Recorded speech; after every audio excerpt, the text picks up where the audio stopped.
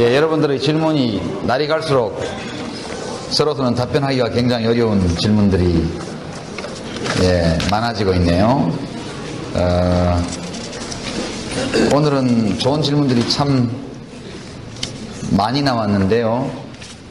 다 소개하기에는 시간이 없어서 아주 탁월하게 창의적인 질문 한두 가지 오늘도 소개를 하겠습니다.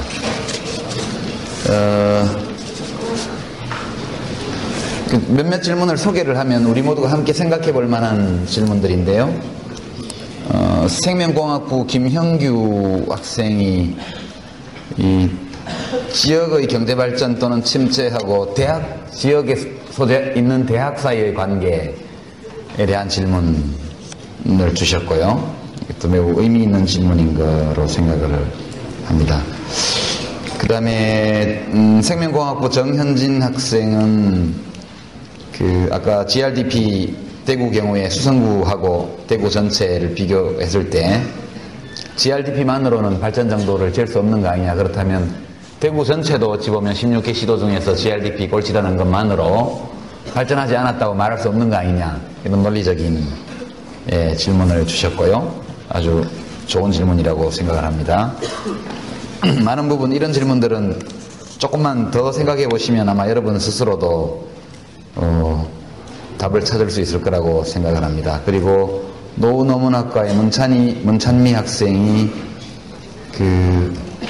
아주 지식정보화학 발전과 관련해서 굉장히 유능한 그런 인력들이 해외로 나가버리는 문제, 여러 학생들이 질문을 이거 관련해서 주셨는데 문찬미 학생 질문이 가장 잘 정리가 된 것 같습니다. 그리고 이 교통통신 분야의 기술 발전과 세계 각 주요 국가들의 블록화 현상, 이제 그 문제를 지적을 하면서 이런 현상들이 뭐 KTX라든가 뭐 이런 등등의 등장으로 해서 한 국내에서도 인접 광역시도끼리의 블록화 현상 같은 것들이 일어날 수 있지 않느냐. 그리고 그런 점에서 대구의 경쟁력이 어떤가, 이런 좋은 질문을 주셨습니다. 오늘 나온 질문들이 지금까지 한 중에 가장 차분하고 잘 정리된 질문들이 많이 나온 날 같죠. 법학부의 석종모 학생은 감세 일반이 그런 부정적인 효과를 가질 수 있다 하더라도 그렇다면 소득세나 종부세, 상속세 같은 누진율이 적용되는 직접세 말고 부가가치세를 내림으로써 경기부양을 하는 이런 것은 효과가 있지 않겠느냐. 감세도 어떤 조세를 어떤 식으로 하느냐에 따라서 효과가 달라질 수 있다는 이런 좋은 지적을 해주셨고요. 물론 그런 효과가 있을 겁니다. 그 다음에 사학과의 곽규환 학생은 대구가 수출에 적합한 산업 기반이 다른 지역에 비해서 좀 열악하다. 이런 것들이 이제 생판에 굉장히 부정적인 영향을 미치고 있다고 볼 경우에 중앙정부의 여러 국가발전 전략과 대구의 지역적인 그런 세계시장을 무대로 한 산업을 발전시킬 그런 과제 사이에 관계가 있지 않느냐. 이제 간단한 질문들은 중앙정부에서 뭐 좀 해줘야 되지 않느냐, 이런 질문들도 꽤 있었지만 이것이 비교적 잘 정리된 질문이라고 생각을 합니다. 그 다음에 두 학생이 나와서 좀 질문을 해줬으면 좋겠습니다. 이것은 매우 독창적인 질문들이라서 강의 후반부하고 관계가 좀 있습니다. 먼저 정치외교학과의 최은영 학생하고요. 그 다음에 경제통상학부의 김용준 학생, 두 학생 앞으로 나와서 질문 취지를 발표해 주시기 바랍니다.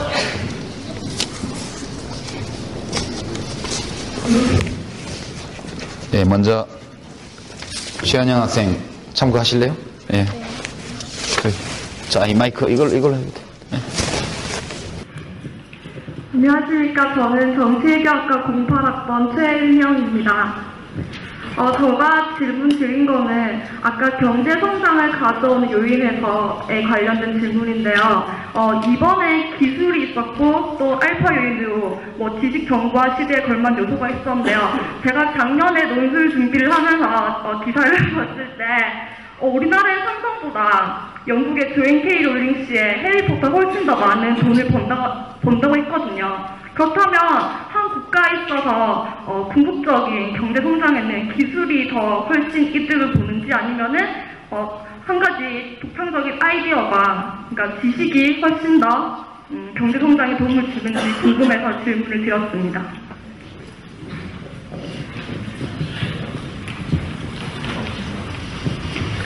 네, 안녕하십니까. 저는 경제통상학부 공일학번 김영주입니다. 갑자기 불렸는데 얼마 전 TV에서 우리 인간들의 우리 인간들의 모든 산업과 생활이 너무 석유에 중독돼 있고 편향돼 있고 집중돼 있지 않나 이런 문제를 지적한 호모 웰리쿠스라는 다큐멘터리를 KBS에서 봤는데요. 거기 내용에 따르면 한 2010년, 11년쯤에 석유 생산량이 전 세계적으로 최대 시점에 이르고 그 뒤로는 급격히 감소하면서 석유 유가가 비정상적으로 급등한다고. 이제 그런 일이 일어나면 특히 이제 석유를 원료로 하는 모든 산업들이, 특히 물류 같은 그런 산업들이 큰 타격을 입고, 저희가 이제 싼 값에 잘 먹던 식품 같은 거, 외부에서 들어오는 거, 뭐 수입하는 거, 타 지역에서 나는 식품 같은 것들이 가격이 크게 오르고, 그래서 저희 생활이 힘들어지는데, 그런 일들이 만약 현실화된다면 경제 자체가 아까 그 지역화 블록화되는 것처럼 거의 모든 경제 현상들이 이제 지역에 집중되고 자족자족해야 되는 그런 상황이 벌어질 수도 있는데, 그런 일들이 일어났을 경우에 그렇다면 이제 저희 대구 같은 지역 경제에는 어떤 영향을 미치게 되고 지역적으로 국가적으로 어떤 대책이 필요한지 궁금해서 질문을 드렸습니다. 네, 박수 주시고요. 네, 지금 김영준 학생 질문 같은 경우는 이제 지금 아직 20대니까 그 개인적으로도 타당성이 있는 의문인 것 같습니다. 20년, 30년 후를 내다보고 여러 가지 문제를 고민하는 사람이라면 당연히 석유라는 화석 연료를 주된 에너지원으로 사용하는 문명이 석유 고갈이라는 상황에 직면했을 때 어떤 변화를 겪게 될 것이고, 그 시점에서 도시의 운명은 어떻게 될 것인가, 그리고 각 지역별로 한 국민국가의 경제적 독립성, 독자성, 또는 그 국민국가 안에 공존하고 있는 여러 지역 단위의 경제구조, 이런 것들이 필연적으로 겪게 될 변화가 어떤 것인가, 우리의 상상을 초월하는 어떤 변화들이 있을지도 모르죠.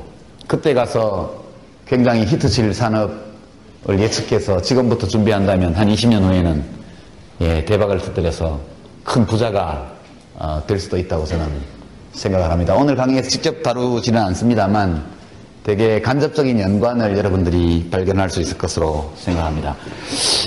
이제 아까 못다한 얘기들을 좀 더 하죠.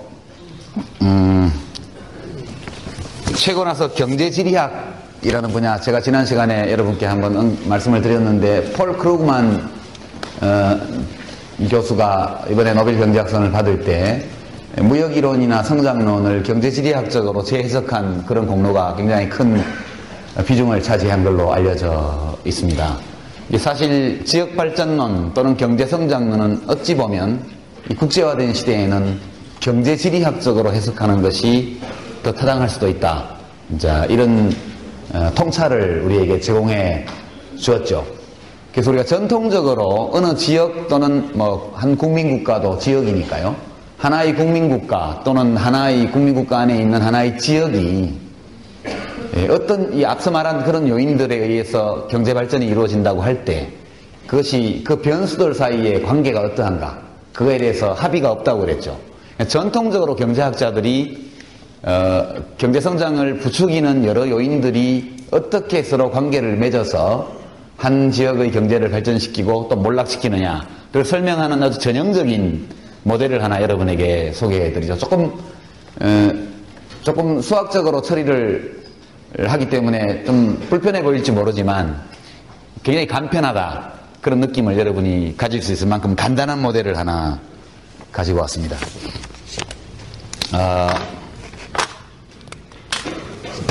GDP를 Y라고 거시경제학에서는 씁니다. Y 이제 총생산. 이것을 아까 우리가 봤지만 무엇의 함수냐? 그러니까 한 국가의 국민 총생산이라는 것은 어떤 요인의 영향을 받느냐? 어떤 독립 변수들이 있고 그 독립 변수들이 작용한 결과로서 국민소득 혹은 국민 총생산이 나온다. 이런 사고방식입니다. 보면 뭐의 함수냐 하면 제일 먼저 천연자원은 빼겠습니다. 천연자원은 인간이 어떻게 할 수 없는 그죠? 영향을 미칠 수 있는 폭이 굉장히 적습니다. 그런 것들은 상수로 취급해서 빼버려도 별로 관계가 없기 때문에 빼버리고 기본적으로 자본의 양, 캐피탈 C라고 안 쓰고 K라고 씁니다. 이거는 칼 마르크스 유명한 자본론의 제목이 다스 카피탈 독일어의 K로 시작이 돼서 이렇게 된 거 아닐까 이런 추측을 하는데 정확히는 모르겠어요. 영어 사용 지역에서도 다 자본은 K로 많이 씁니다. 그럼 노동력이 중요하다고 그랬죠. 노동력 L. 옛날에는 뭐 토지 뭐 이런 걸 넣었습니다만 그건 다 빼고 되게 옛날에는 두 가지라고 생각했습니다. 지금도 경제학 교과서에 보면 뭐 기술 이런 걸 강조하긴 하지만 기본적으로 노동력과 자본 이 두 가지를 생산 요소로 생각을 합니다. 18세기, 19세기에는 토지, 노동, 자본 이렇게 얘기를 했죠. 제가 고등학교 다닐 때 배운 사회 시간에도 그 당시에 3대 생산 요소 이래서 토지, 노동, 자본 이렇게 나옵니다. 토지는 요즘은 다 빼죠. 이것이 이제 전통적인 생산 함수입니다. 생산 함수. 여기 독립 변수가 있고 종속 변수가 있고. 그래서 여기서는 국민소득은 또는 한 사회의 부는 그 사회가 가지고 있는 자본의 양과 노동의 양에 달려있다. 이렇게 말로는 해석할 수 있습니다. 이것을. 근데 이렇게 쓰니까 간단하죠. 요새는 한 사회의 부는 뭐에 의해서 좌우되냐? 전통적으로 자본과 노동력도 있지만 테크놀로지, 기술의 함수다. 기술의 함수다. 이렇게 씁니다.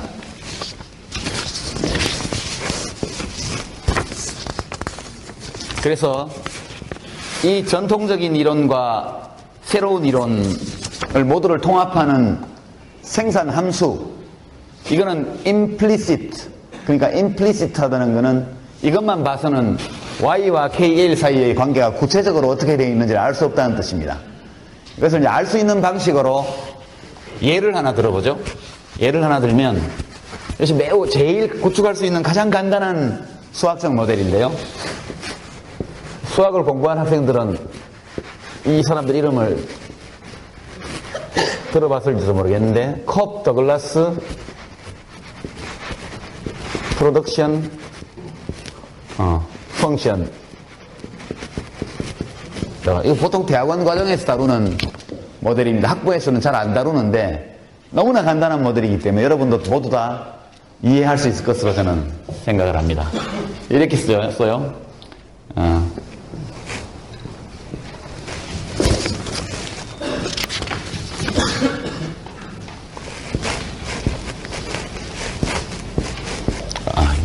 알파입니다. 알파 1-알파 그리고 앞에 t를 붙입니다. 여기 다 곱셈이죠. 곱셈. 여기서 L은 노동의 양, 노동력의 양이고요. K는 자본의 양입니다. T는 테크놀로지. 이것을 없애버리면 이것은 옛날 모델이 되고 이걸 넣으면 새로운 모델이 됩니다. 일단 T를 상수로 취급을 합니다. 여기서 정해진 크기다. 이렇게 보면 T를 B라고 써도 되고 무슨 C라고 써도 되고 T라고 써도 되고 마찬가지입니다. 이것은 주어져 있다 이렇게 가정을 하죠. 그러면 변할 수 있는 것은 L 노동의 양과 자본의 양만 변할 수 있어요. 이게 보시면 여기 지수의 합이 1입니다. 1. 알파 더하기 1-알파는 1이죠. 이것을 이런 형식으로 생긴 일반적인 함수를 콥더글라스 함수라고 얘기를 합니다. 이것은 아주 묘한 기하학적 특성을 가지고 있는 함수입니다. 구체적인 수치 예를 들면 이렇게 써보죠. y는 t 곱하기 t는 상수입니다. l의 2분의 1승 k의 2분의 1승 이렇게 되죠. 알파를 2분의 1로 보면 이 콥더글라스 함수에 알파의 2분의 1 값을 넣으면 t 곱하기 루트 l 루트 k.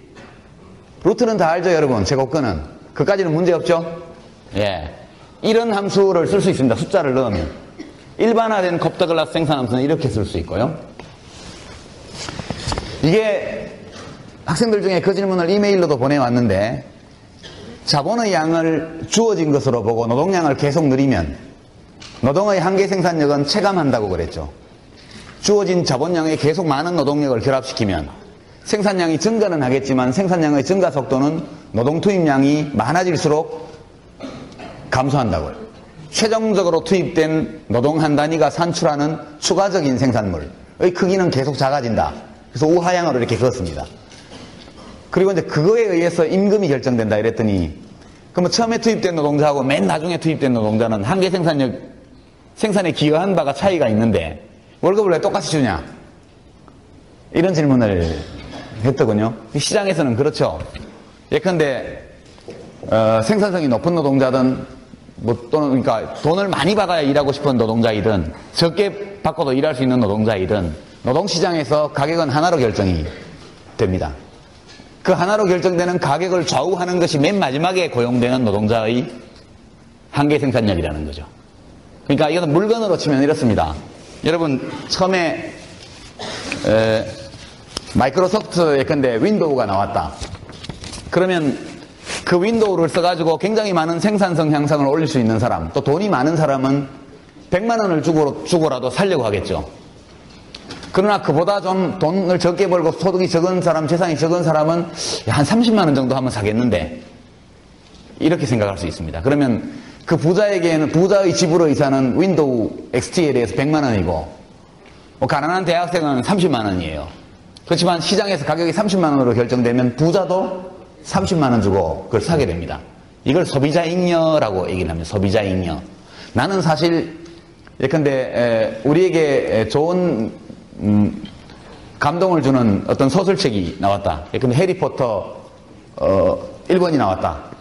그러면 우리 아들이 그걸 너무너무 보고 싶어 하기 때문에 난 그 책이 한 권에 10만 원이라도 사줄 거야. 이런 사람이 있는 반면, 아유, 만 원 이상이면 난 못 사죠. 그런 사람도 있겠죠. 책값이 2만 원으로 결정되면 만 원밖에 지불할 의사가 없는 사람은 책을 안 사게 됩니다. 그러나 10만 원 지불 의사가 있는 사람도 2만 원의 책을 사게 되죠. 그 10만 원과 2만 원 사이의 격차를 소비자 잉여라고 그럽니다. 이거 완전히 관념적인 거지만 확실히 있는 것이죠. 그래서 여러분 신제품이 나오고 나면 처음에는 굉장히 비싸게 받죠. 컴퓨터 프로그램 같은 거. 컴퓨터도 그렇고 가전제품도 그렇고. 우리 요새 LCD 모니터라든가 PDP 이런 것들도 다 처음에는 비쌉니다. 시간이 가면서 가격이 계속 내려오기 시작해서 한 1, 2년 지나면 값이 팍 떨어지죠. 이거를 이제 말하자면 벗겨먹기 가격 전략이라고 그러는데요. 가장 높은 지불 의사를 가진 사람부터 벗겨먹기 시작해가지고, 그죠? 처음에 100만 원에 출시하면 진짜 사고 싶은 사람은 100만 원 주고 사요. 한 6개월 있다가 80만 원으로 깎아요. 그럼 그 다음 단계로 높은 지불 의사를 가진 사람이 80만 원 주고 사게 되고, 점점 내려가서 30만 원 가게 되면 살 사람은 웬만큼 다 사게 되는 거죠. 그러니까 이거를 기하학적으로 보면 수요 곡선이 이렇게 생겼으면 이 높은 값에 이만큼 수요량이 있다는 것은 이런 값을 주고도 사겠다는 사람이 이만큼 있다는 얘기입니다. 그래서 일정 기간 동안 요 값에 팔아먹고 그러면 이만큼의 수입을 올리죠. 그 다음 단계 이만큼 내리면 다시 이만큼을 회사는 얻게 되고 이렇게 계속 가격을 내립니다. 이게 일반적이거든요. 그러니까 결국은 그렇게 되면 공급업체의 소득은 이만큼이 되는 거죠. 처음부터 이 값에 팔았으면 요거밖에 못 건지는데 이런 가격 전략을 썼기 때문에 이 삼각형만큼을 더 가져가는 겁니다. 이게 원래 consumers surplus라 그래서 이게 소비자 잉여입니다. 순전히 가상의 것이죠. 이것이 원래 소비자가 보는 혜택입니다. 전부 다. 자기의 지불의사와 시장가격 사이의 차이만큼 소비자가 이익을 얻게 되는 건데 공급업체가 이걸 다 가지고 가는 겁니다. 마찬가지로 이것을 우리가 노동의 수요곡선이다, 노동력 수요곡선이다 이렇게 가정한다면 노동 공급이 예컨대 여기에 있고 수요곡선이 이렇게 돼 있으면 시장 가격이 이렇게 형성됩니다. 모든 노동자는 이 수준의 임금을 받게 되고, 그죠? 기업은 이만큼의 돈을 임금으로 지불합니다. 근데 실제로 노동자들이 생산에 기여하는 것은 이만큼이 더 있거든요. 이것을 생산자가 가져가는 겁니다. 기업이. 이것은 마르크스의 잉여가치론과 참 많이 맞닿아 있죠. 실제 노동이 기여한 것은 이 사각형만큼인데 노동자가 가져가는 것은 가격이 여기 결정됐으면 이 사각형만 가지고 가고 나머지가 기업이 가져간다는 거죠. 이것이 자본이득입니다. 자본이득.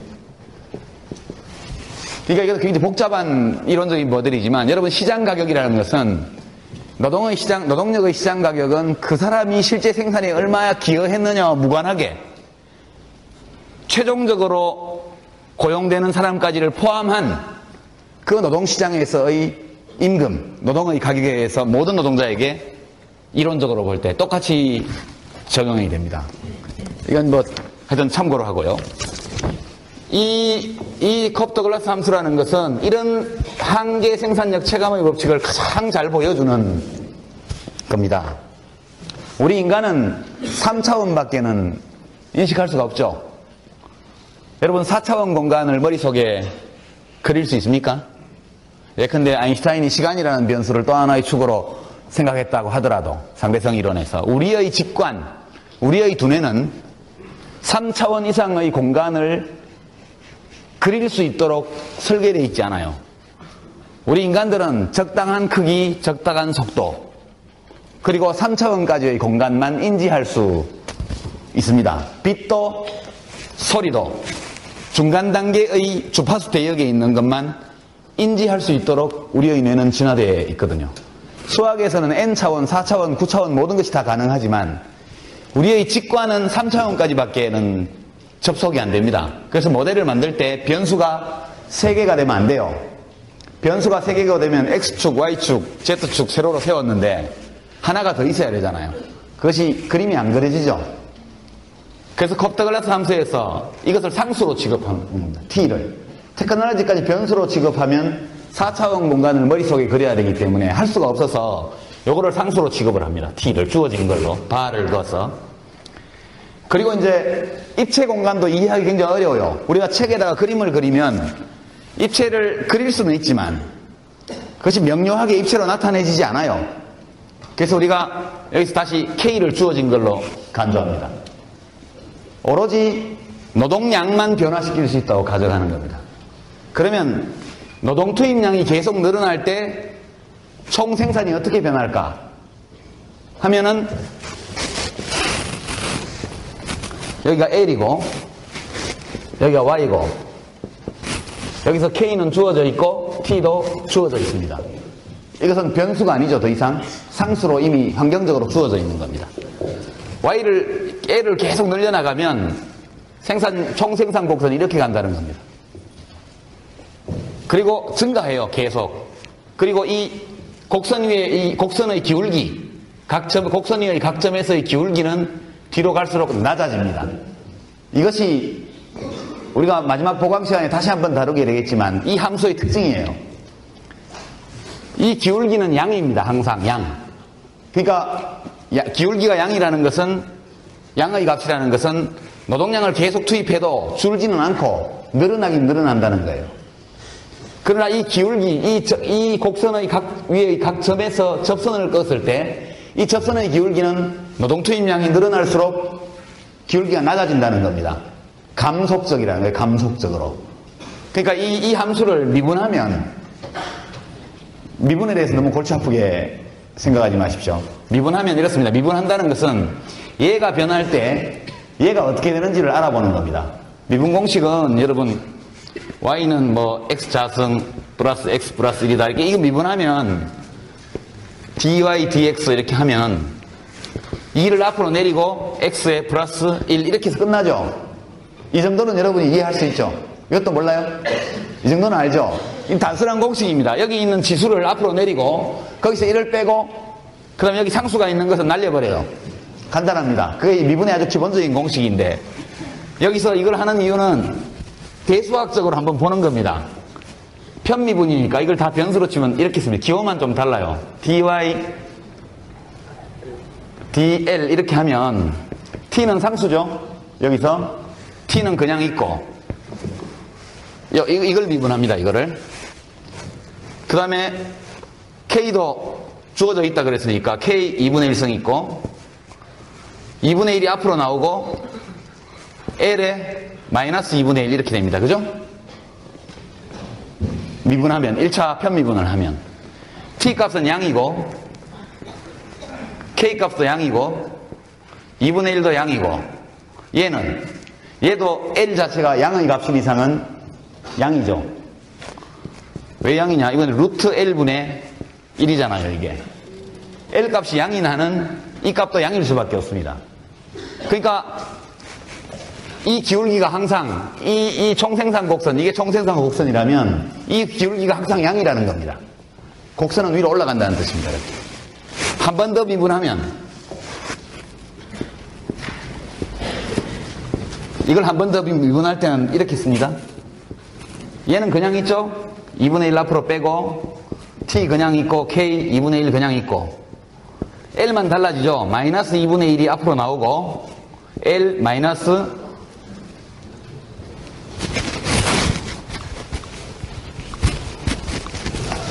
여기서 1을 빼니까 마이너스 2분의 3 이렇게 됩니다. 맞죠? 잘 모르겠어요. 여기서 단순히 마이너스 2분의 1에서 또 1을 빼요. 그럼 마이너스 2분의 3 이렇게 됩니다. 이 값도 양이고 여기도 양이고 여기도 양이고 이게 음이죠? 이 값도 양이죠. L 값이 양이 나는 그 제곱근을 어떻게 구하더라도 이 값은 양입니다. 이게 전체적으로 이것은 마이너스가 되는 거예요. 이것이 대수학적으로 이 그래프의 기울기가 L의 투입량이 늘어날수록 내려간다는 뜻입니다. 이게 1차 미분값이 한계 생산력이에요. 한계 생산력. 기여도, 생산 기여도. 2차 미분값은 생산 기여도가 가속적으로 가느냐, 평평하냐, 감소하느냐를 나타내는 겁니다. 이건 감소하는 거죠. 한계 생산력이 감소한다는 거예요. 2차 미분에서. 2차 편미분에서. 이 얘기를 기하학적으로 쓰면 총 생산 곡선은 이렇게 돼 있고 한계 생산력 곡선은 이렇게 내려간다는 뜻이죠. 이 곡선은, 이 직선 또는 곡선은 이 기울기가 어떻게 변하는가를 나타내는 겁니다. 여전히 양의 값이지만, 그죠? 여기가 0이니까, 여기가 L이고, 여기가 Y니까, 여전히 노동 투입량을 계속 늘려도 이것이 생산량의 증가에 기여하고는 있지만, 생산 증가에 기여하는 정도가 계속 줄어든다는 뜻입니다. 이것이 노동의 수요 곡선이다. 이렇게 경제학자들은 해석하는 거죠. 이렇게 되어 있습니다. 이게 이제 이른바 수학적인 이론적 처리 과정입니다. 예컨대 콥 더글라스 생산함수를 우리가 가정할 때, 그리고 이것은 잠재 성장률 계산이라든가 뭐 이런 거를 할 때 되게 많이 활용하는 생산함수 중에 하나입니다. 이거는 여러분이 잊어버려도 돼요. 이런 거 논증하라고 시험 문제에 절대 안 냅니다. 이거를 전체적으로 딱 요약하면 다른 생산 요소의 양을 일정하다고 가정하고 하나의 생산 요소의 투입량을 계속 늘려나가면 그로 인해서 총 생산은 늘어나지만 늘어나는 속도는 그 요소의 투입량이 늘어남에 따라서 감소한다. 딱 한마디로 하면 생산 요소의 한계 수학 또는 한계 생산력은 체감한다. 이것을 한계 생산력 체감의 법칙이다. 이렇게 얘기하는 겁니다. 여러분들이 계산 과정에 대해서 깔끔한 이해는 안 됐을지 몰라도 직관적으로 이것이 뭘 의미한다는 것은 어느 정도 이해할 수 있다고 보고요. 부족한 거는 나중에 다시 한번 보충하도록 하겠습니다. 자, 이제 경제지리학적인 관찰로 돌아가죠. 우리 머릿속에 저 콥 더글라스 생산함수 같은 것이 있다고 가정을 해요. 뭐 그게 옳든 그러지 않든 옳지 않든 간에 하여튼 있다고 가정을 합니다. 그러면 이제 지리학을 하려면 두 지역 이상이 있어야 돼요. 두 나라 또는 대구와 부산이라는 두 지역, 여하튼 둘 이상의 지역적 단위가 있어야 우리가 지리학적으로 뭔가를 연구할 수가 있습니다. 그래서 우리가 두 나라 또는 두 지역이 있는 모델을 한번 구축을 하는 겁니다. 아까 앞에서 본 것을 염두에 두고 제가 세계가 두 나라로 돼 있다고 가정을 합니다. 세계가 두 나라로 돼 있다. 그 생산 요소는 두 가지가 있다. 노동과 자본. 국가가 두 개가 있고 두 나라에 두 개의 생산 요소. 그리고 자유시장. 이런 것들을 가정합니다. 가정하고 가고 A라는 나라가 있고 B라는 나라가 있습니다. 생산 요소는 노동이 있고 자본이 있습니다. LA는 A 나라의 노동량, LB는 B 나라의 노동량, 이렇게 인덱스를 해석하면 됩니다. KA는 A 나라의 자본의 양, KB는 B 나라의 자본의 양, 이렇게 가정하는 겁니다. 그러면 전 세계의 노동력 월드, 전 세계의 노동력은 LA 더하기 LB가 되겠죠? 이게 데피니션입니다. 전 세계의 자본량 K 월드는 KA 더하기 KB 이렇게 구성이 되어 있는 두 나라입니다. 두 나라는 동일한 생산 기술을 갖고 있고 아무런 차이가 없어요. 생산 기술도 똑같고 모든 것이 동일합니다. 이렇게 가정을 합니다. 노동력도 인구수도 똑같고 모든 것이 다 똑같아요. 그러나 차이가 나는 것은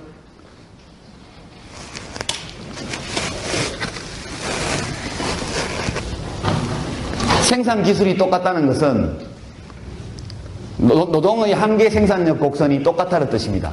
아까 우리가 본 생산 함수가 똑같다면 두 나라는 똑같은 노동의 한계 생산력 곡선을 얻게 돼 있어요. 기술 수준이 똑같으니까. 그리고 이게 원래 지난 시간에 하려고 했던 건데요.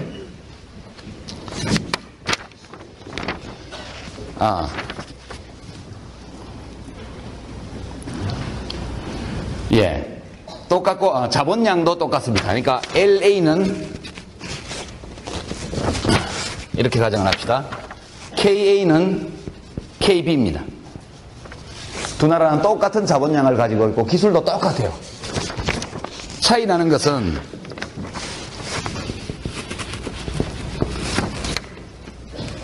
이게 A 나라입니다. 이게 B 나라. 이게 세계 전체의 노동력의 양입니다. 그럼 여기가 LA, 여기가 LB가 됩니다. 그렇겠죠? 이건 다 전부 다 데피니션입니다. 그리고 생산 기술이 똑같으니까 자본의 양은 주어져 있고 A 나라든 B 나라든 똑같은 자본의 양을 가지고 있습니다. 두 나라가 교역을 하지 않는 상태에 있다고 가정해보죠. 두 나라는 무역을 안 합니다. 거래도 안 하고 자본도 이동할 수 없고 노동력도 두 나라 사이에 이동이 안 되는 그런 상황으로 한번 가정을 해보죠. 그 옛날에 교통수단, 통신수단 이런 게 별로 없을 때 세계의 상태와 비슷합니다. 노동 공급이 여기 있다면 A 나라의 노동 공급이 이만큼이고 B 나라의 노동 공급이 이만큼이라면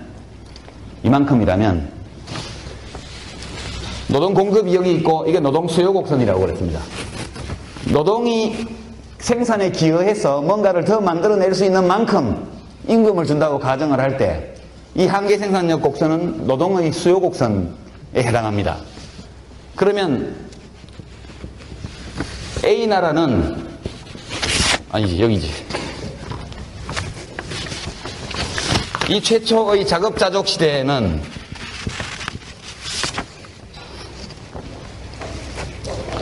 A 나라의 임금 수준은 웨이지 여기입니다. B 나라는 높은 임금 수준을 누리고 있어요. 어느 나라가 잘 사는 나라죠? 예, B가 잘 사는 나라입니다. 임금 수준이 높으니까. 다른 모든 조건이 같다면 인구가 적은 나라가 잘 산다는 얘기죠. 자본도 똑같이 가지고 있고 기술 수준도 똑같은데 한쪽이 인구가 적으면 당연히 사람들은 높은 임금을 받게 돼 있어요. 상대적으로 두 나라의 자본량은 같은 반면 노동의 양은 B 나라가 적기 때문에 경제학에서는 희소한 재화를 가지고 있는, 희소한 서비스를 가지고 있는 사람이 항상 유리합니다.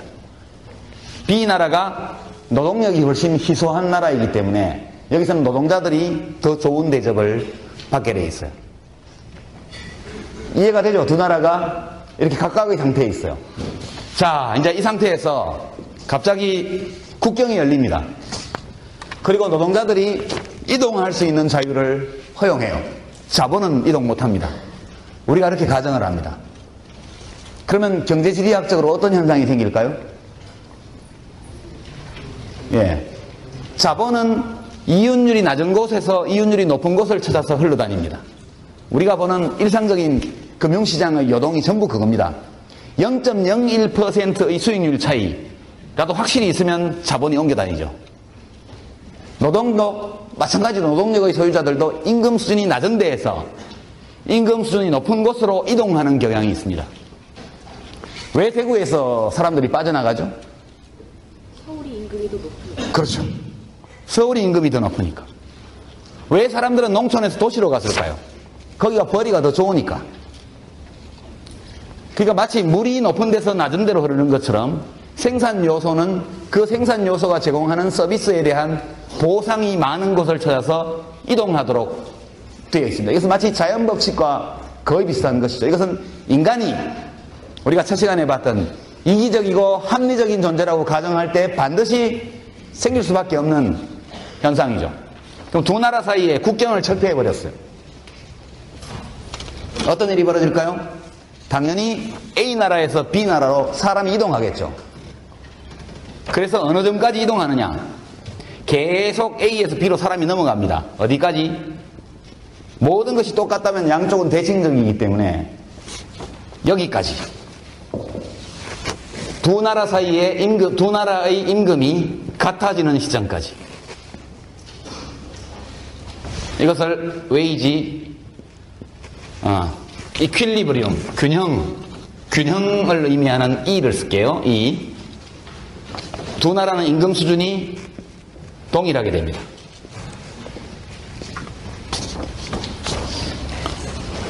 LA는 여기까지, 여기가 LA 다시가 되고, LB 다시가 되고, 여기가 새로운 LA 다시 이렇게 됩니다.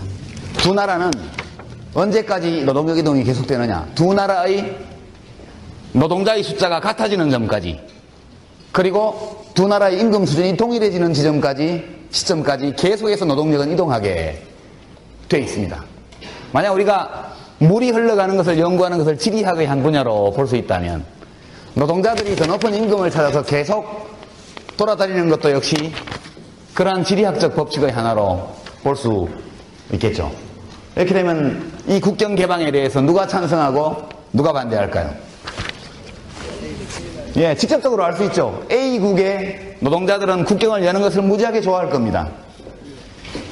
이쪽으로 이사가지 않아도 자기 나라에 남아 있어도 임금이 올라가잖아요.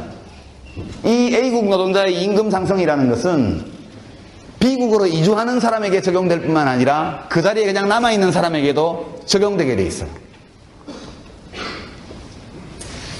그런데 인간이 이동하는 것은 단순히 노동력이 이동하는 게 아니죠.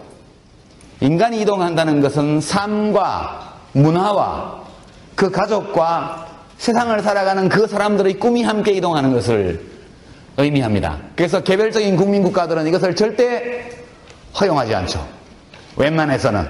과거에는 거의 허용하지 않았습니다. 지금 유럽연합 같은 경우는 다 허용되어 있죠. 네덜란드 사람이 독일 가서 마음대로 취업할 수 있고 독일 사람이 프랑스에 가서 마음대로 취업할 수 있습니다. 지방자치단체 선거에 투표권을 행사할 수 있고요. 사실상 유럽연합은 경제지리학적으로 볼 때 하나의 나라가 된 것입니다. 국민국가들이 정치적, 법적, 국제법상으로는 존속하고 있지만 적어도 이 모델로 분석해 본다면 유럽연합 국가들은 모두가 다 하나의 시장으로 완전히 통합되었다. 그래서 시장 통합이라 하는 것은 이런 것을 의미하는 겁니다. 그래서 비국의 노동자들이 열받았어요. 자기들은 아무 죄도 없이 가만 앉아가지고 임금 하락을 감수해야 돼요. 비국에 강력한 노동조합이 있어가지고 임금 인하를 못 시키겠다고 가정해보죠.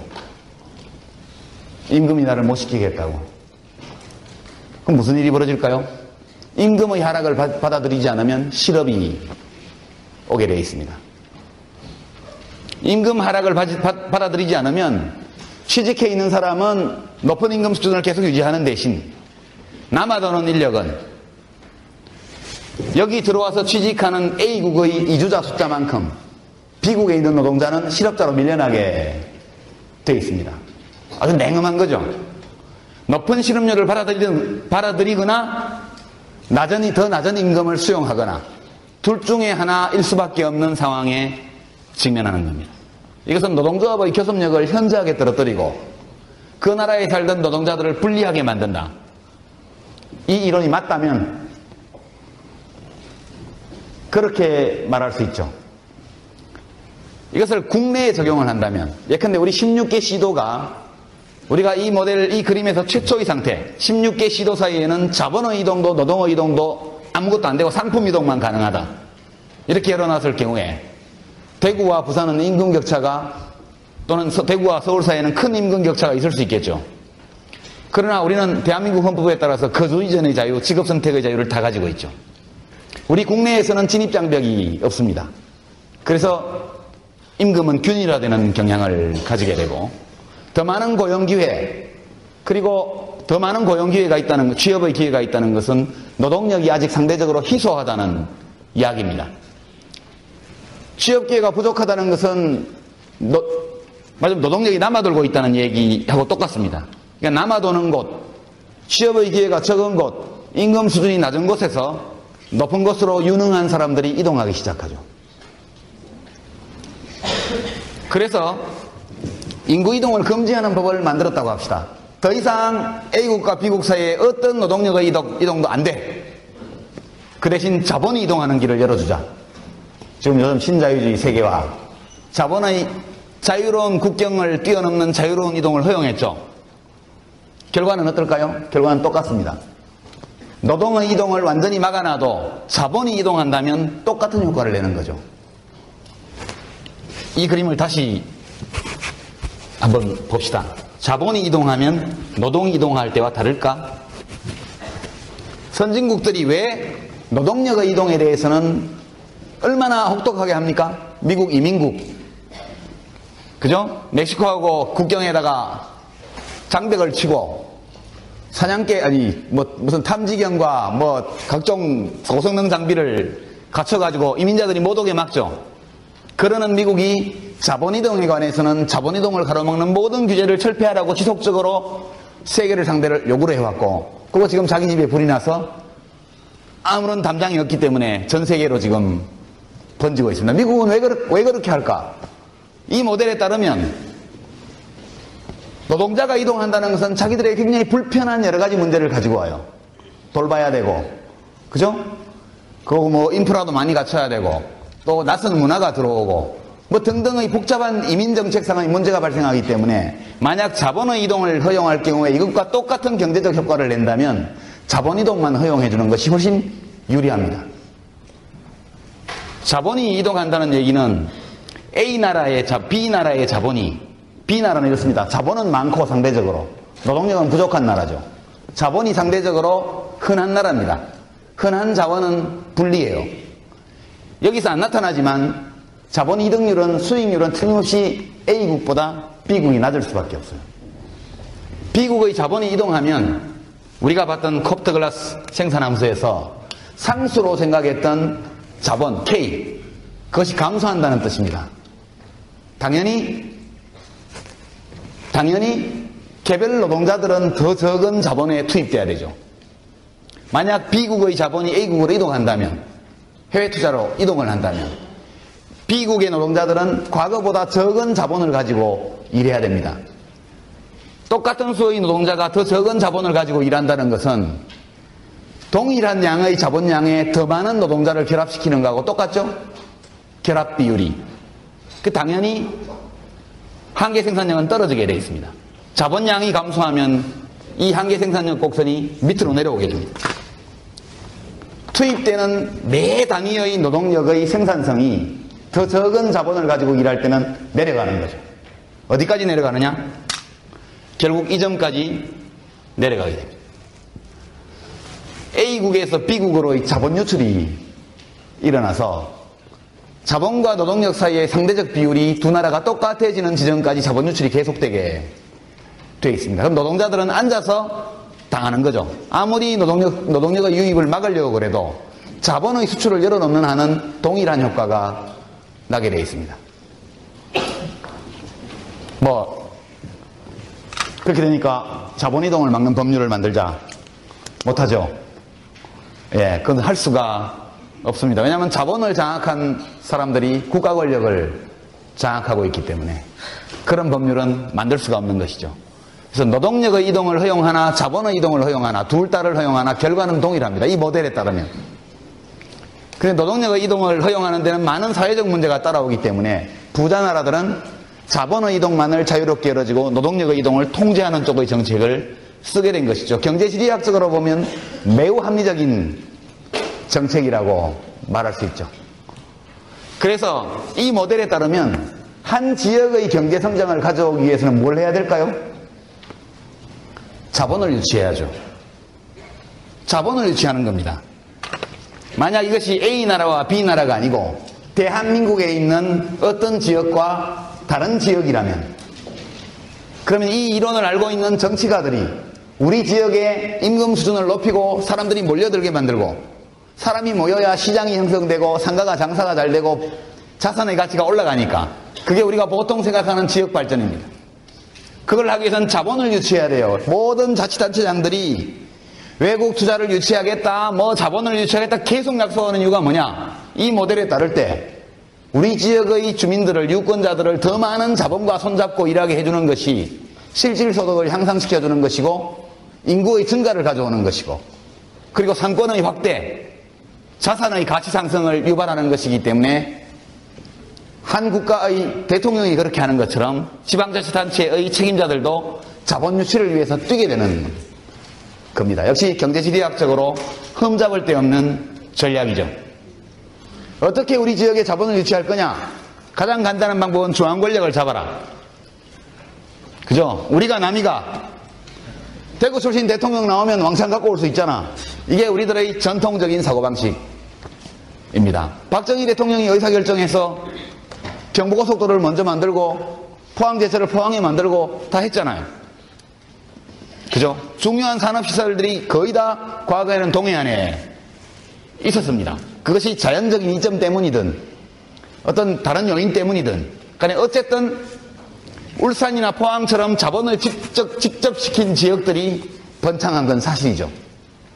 이 모델에 따르면 그것은 지역 발전을 도모하는 매우 유리한 전략이고 지금 박태준 씨 같이 포항제철을 포스코를 세웠던 분들은 아직도 포항, 광양 이런 데 가면 거의 지도자에 준하는 존경과 대우를 받고 있습니다. 지역 주민들이 이것을 알고 있는 것이죠.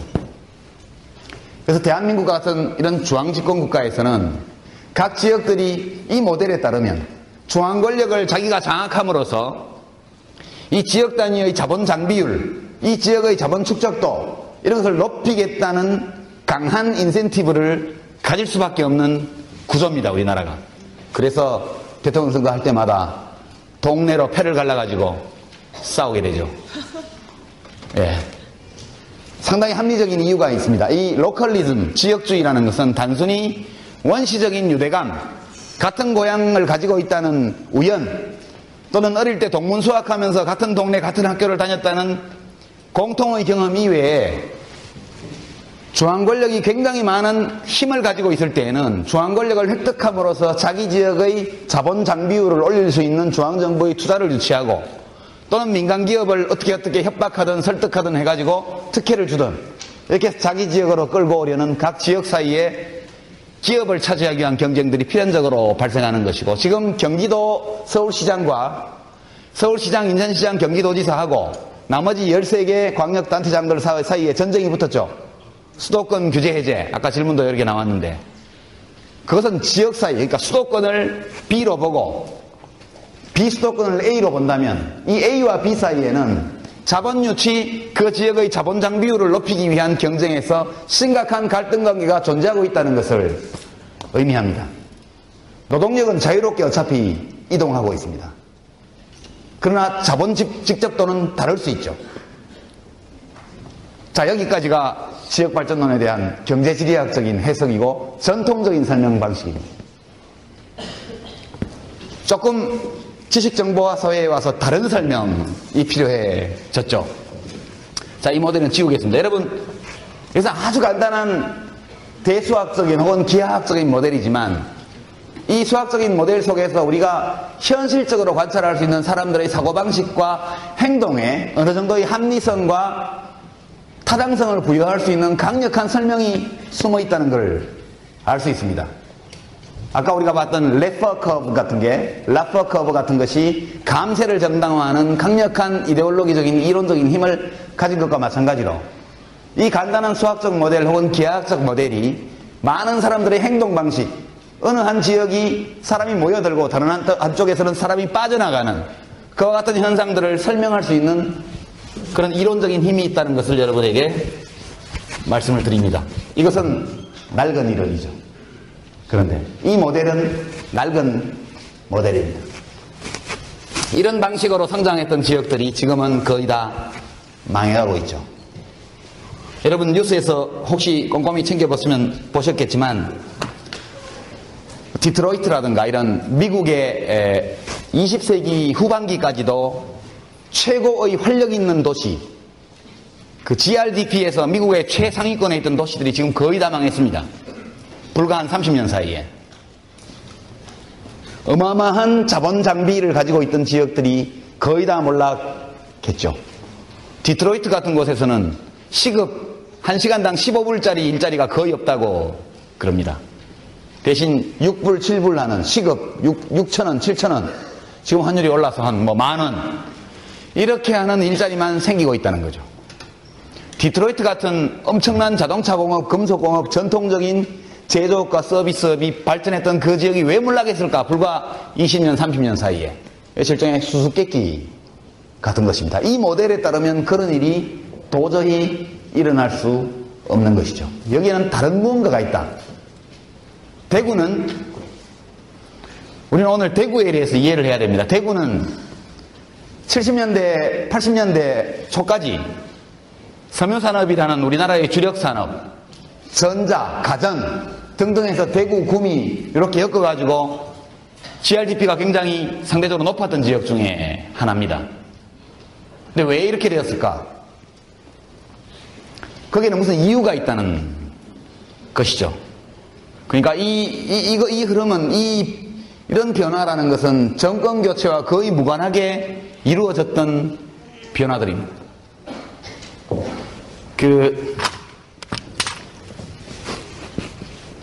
다시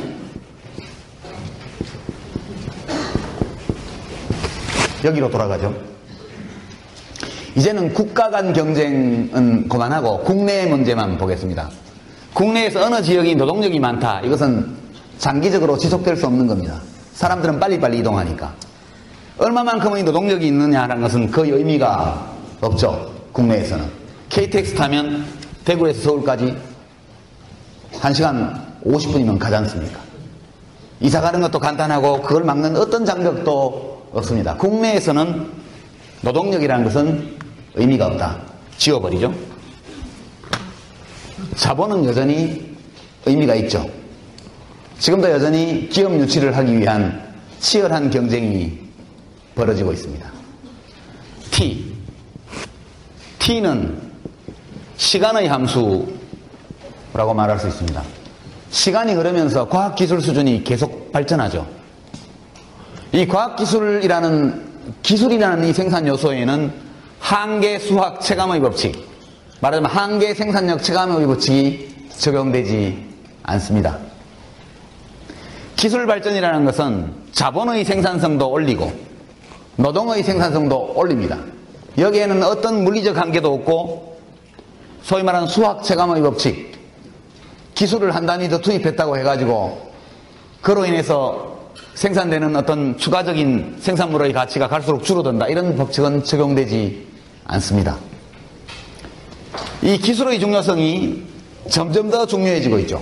국제적으로도 노동 이동이 굉장히 많이 활성화되어 있고, 자본은 이제 이윤을 낳는 곳에서는 아주 짧은 시간 안에 자본이 들어오는 시대가 됐습니다. 자본은 더 이상 국제적으로 희소한 재화가 아닌 것이죠. 희소한 생산 요소가 아닌 거죠.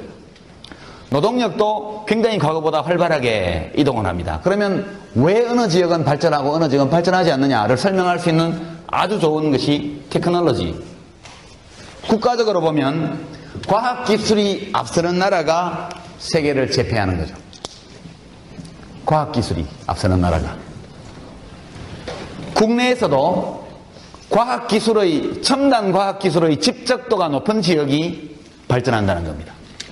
그러니까 지금은 자본이 풍부하고 값싼 노동력이 있는 곳에 기업을 창업하는 것이 아니고, 자기의 기업에 많은 이윤을 안겨줄 수 있는, 이 기업에 많은 이윤을 안겨줄 수 있는 아주 창의적이고 첨단적인 새로운 과학기술로 무장한 사람들이 많이 있는 곳에 가서 창업을 한다는 이론입니다.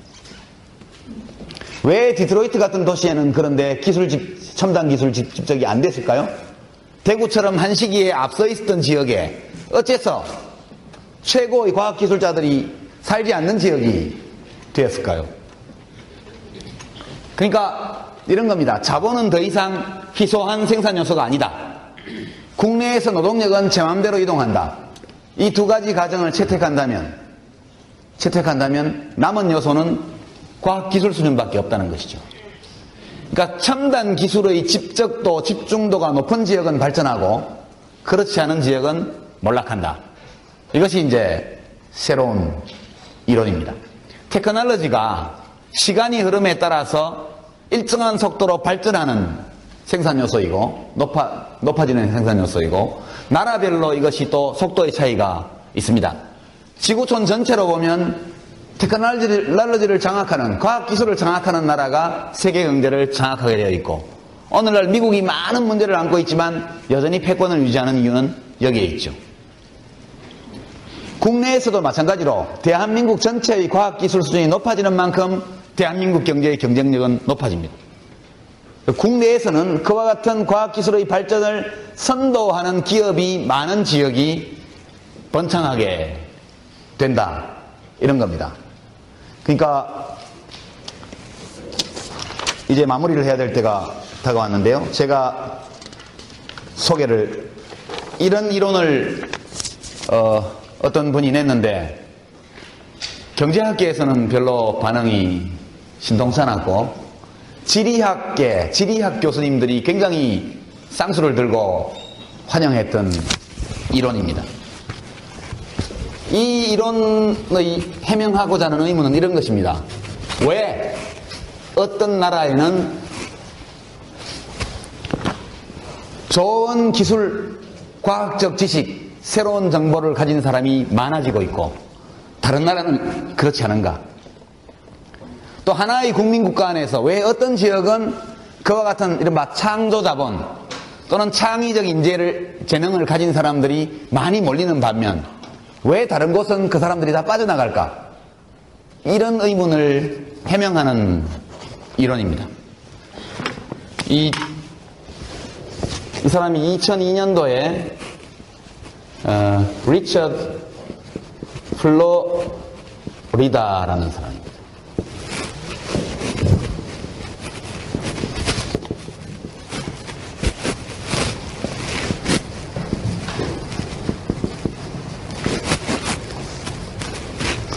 The Rise of Creative Class, 그러니까 창조적 계급의 부상이라는 그 번역할 수 있는 제목의 책을 냈죠. 우리나라에서 별로 안 팔렸어요. 2003년도인가 나왔는데 번역본이 지금은 절판돼서 서점에서는 구할 수가 없더군요. 2006년도에 다시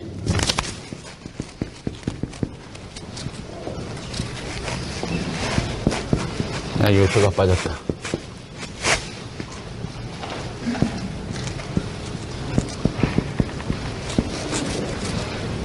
다시 이런 책을 냈습니다. Cities and Creative Class.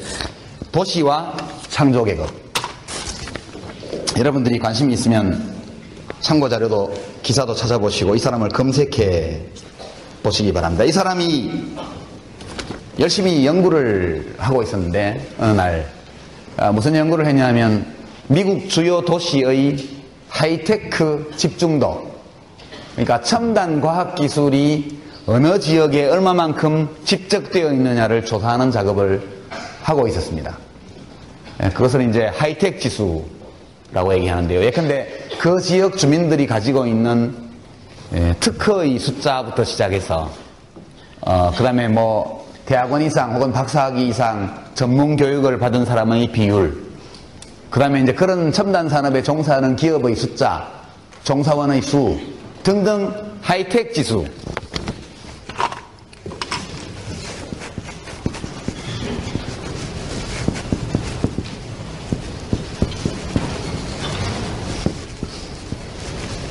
이걸 조사를 하고 있었습니다. 하이텍 지수를. 근데 어느 동료 교수가 와서 그 1, 2, 3, 4 랭킹표를 이렇게 보다가 참 신기하네. 참 이상하네. 뭐가 이상해요? 아니 저기 사회학과 교수가 하나 뭐 조사를 하고 있는데 그거하고 순서가 거의 같아? 그렇게 얘기를 합니다.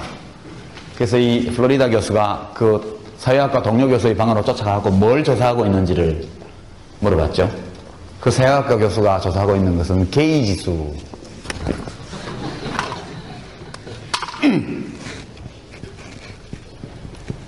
게이 지수는 그 도시의 주민 숫자 중에서, 주민 중에서 동성애자가 차지하는 비율을 인덱스로 만든 것이 게이 지수입니다. 근데 이 두 사람의 학자가 각각 조사한 하이텍 지수와 게이 지수 사이에는 놀라울 만큼의 유사성이 있었죠. 예컨대 10위권 안에 하이텍 지수 10위권 안에 드는 도시 중에 7개, 8개가 게이 지수 10위권 안에 든다든가. 예, 이런 식의 상관계수로 치면 1은 아니지만 한 0.7, 0.8 정도 되는 상관관계가 있다는 것을 발견하게 됩니다. 그래서 도대체 왜 하이텍 지수와 게이 지수 사이에 상관관계가 이렇게 깊을까? 이것을 조사하기 시작했습니다. 이 얘기를 들은 동료 교수들 중에는 게이 중에 천재가 많은 거 아닐까? 천만의 말씀. 동성애자 중에 특별히 천재나 영재의 비율이 높다는 증거는 전혀 없습니다. 낮다는 증거도 역시 없지만. 그래서 이것이 서로 간에 인과관계를 맺고 있지 않다면 어떤 제3의 요인 때문에 이 두 지수가 동시에 올라갔을 가능성이 크다. 둘 사이에는 직접적인 인과관계가 없습니다. 하나가 다른 것의 원인이 되는 그런 관계는 없습니다. 둘은 직접적으로는 관련되어 있지 않아요. 그러나 어떤 제3의 요인이 있어서 그 제3의 요인이 하이텍 지수를 올리는 쪽으로 작용을 하는데 동시에 필연적으로 그것이 게이 지수를 올라가게 하는 것이라면 그 제3의 원인은 뭘까? 톨레랑스. 예, 꼭 그것만은 아니고요. 예, 이렇습니다. 그래서 이 플로리다 교수의 주장의 여체는 이렇습니다. 이것을 연구한 결과 놀라운 또는 별로 놀랍지 않은 충분히 예상 가능한 결론과 경험적인 근거를 마련하게 됩니다.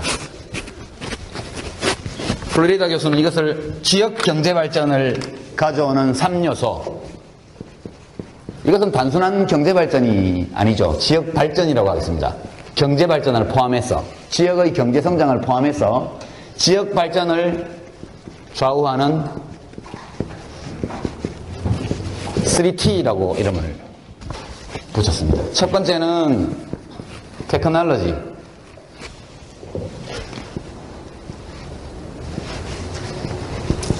두 번째는 탤런트. 인재입니다, 인재. 첫 번째는 기술. 세 번째는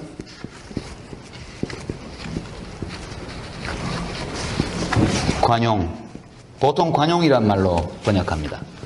관용 또는 이해, 너그러움, 개방성 이런 것들을 의미하는 단어죠. 이제 이 사람의 논리를 간단히 말하면 이렇습니다. 노동력과 자본이라는 전통적 요소는 모빌리티, 이동성이 너무 커져 있기 때문에 더 이상 결정적으로 희소한 생산 요소가 아니다. 이 지식정보화 시대의 가장 중요한 생산 요소는 테크놀로지다.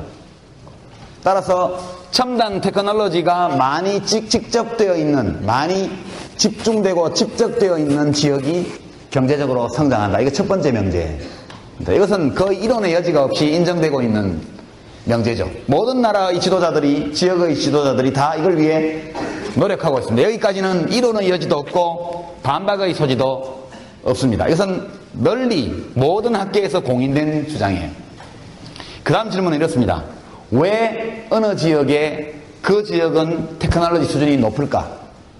왜 다른 지역은 낮을까? 조사해본 결과 하이텍이라는 것은 기본적으로 사람을 통해서 구현되죠. 하이텍은 사람이 가지고 있습니다. 그래서 하이테크놀로지를 가지고 있는 인재가 많이 모이는 곳에 테크놀로지가 직접된다는 연구 결과입니다. 탤런트입니다. 탤런트. 재능 있는 사람들. 그 다음 질문은 당연히 나오겠죠. 왜 그 하이테크놀로지로 무장한 탤런트들이, 재능 있는 사람들이 하필이면 그 지역에 모였을까?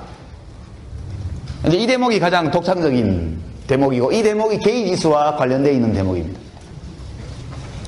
톨러런스가 있는 지역, 개방적이고 낯선 것에 대해서 너그러운 지역에 이 창의적 인재, 플로리다가 말하는 크리에이티브 클래스라고 말하는 이 집단에 속한 사람들이 그런 지역을 찾아서 모인다는 얘기입니다. 이 사람들이 이것 때문에 여기 모이면 그 지역의 하이테크놀로지가 집적되고 그 지역에 자본이 찾아든다는 이야기입니다. 그래서 이것과 관련되어 있는 톨러런스와 관련되어 있는 것이 게이 지수입니다. 게이 지수. 왜 게이 지수가 문제가 되느냐? 동성애자들이 특별히 창의적이고 창조적 계급에 동성애자가 많다는 증거도 없습니다. 다만 어느 지역의 동성애자 지수가 높다는 얘기는 미국의 동성애자들이 정보가 굉장히 빠릅니다. 우리나라에는 아직도 많이 숨어 있지만 거기는 뭐라 그러죠? 커밍아웃도 많이 하고 또 우리보다는 훨씬 자연스럽게 받아들이지만 여전히 차별이 존재하죠. 시간 다 됐네. 끝내겠습니다. 바로. 그러니까 게이 동성애자 집단은 모든 문화적 소수자 중에서 가장 늦게까지 최종적으로 차별받는 문화 소수 집단입니다. 성적 소수자야말로 가장 뿌리 깊고 오래가는 차별을 당하는 집단이에요. 근데 그 사람들이 별 불편 없이 살 수 있다고 느끼는 지역은 동성애자뿐만 아니라 모든 문화적 소수자에게 너그러운 지역이라는 뜻입니다. 그죠? 그래서 이런 지역에 사는 사람들이 게이 지수가 높은 곳으로 찾아가는 사람들이 바로 창조적 계급이다. 창조적 계급에 속한 사람들, 이런 지역을 좋아한다. 창조적 계급에 속하는 사람들이 어떤 사람들인가? 그럼 다음 시간에 조금 더 하기로 하고요. 여기서 관련되는 것이 보헤미안 지수라는 것도 있습니다. 보헤미안 지수. 예술가, 문학인 등등 전통적으로 창조적이고 창의적인 직업에 종사하는 사람들이 인구 중에 몇 프로냐, 이것을 조사하는 것이 보헤미안 지수입니다. 보헤미안 지수도 하이텍 지수와 거의 일치합니다. 그래서 결국은 문화적 관용을 폭넓게 가진 지역이 창조적 재능을 가진 사람을 불러 모으고 창조적 재능을 가진 사람들이 모인 곳에 하이테크놀로지가 집적된다. 그 지역에 자본이 찾아들고 우리가 전통적 이론으로 설명하던 그와 같은 경제지리학적인 그런 자본이동과 사람의 이동이 이루어진다. 이제 이런 설명입니다. 여기 대구에 관해서는 제가 한번 우스갯소리만 말했는데 패션 산업을 키우려면 과정이 있어야죠. 예, 배꼽티 입고 다녀도 봐줘야죠. 이놈의 가시나 똑바로 안 입고 다니나 이렇게 되면 절대 여기서 창업 안 해요.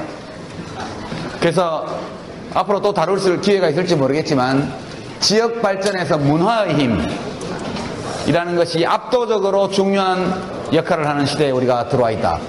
그런 점에서 우리 대구가 좀 더 개방적인 곳으로 문화적인 변화를 해나갈 때 고급 기술 인력 중심의 도시로 다시 일어설 수 있을 것이다. 그런 말씀을 끝으로 여러분에게 드립니다. 수고하셨습니다. 너무 늦게까지 잡았습니다.